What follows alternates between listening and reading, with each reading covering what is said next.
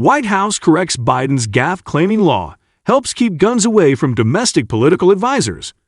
Vice President Kamala Harris also raised eyebrows with some of her comments at the Women's History Month event.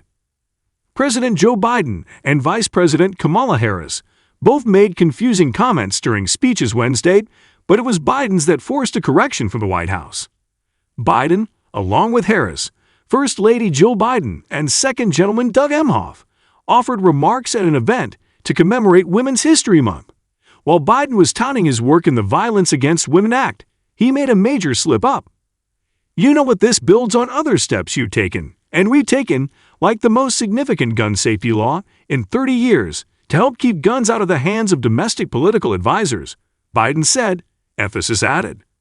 The White House's transcript of his comments crossed out domestic political advisors and wrote in what he was really supposed to say, convicted domestic abusers.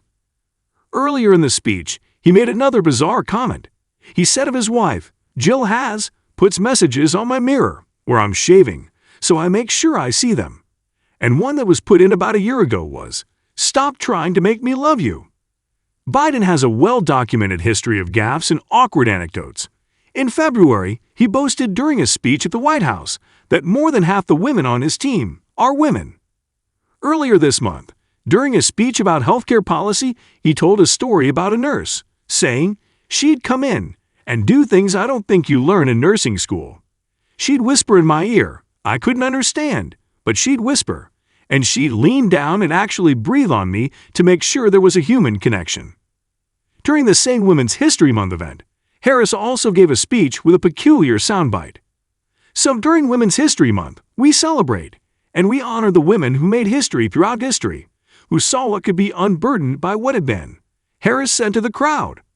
Her circular or repetitive rhetoric has often been referred to as word salads by her critics.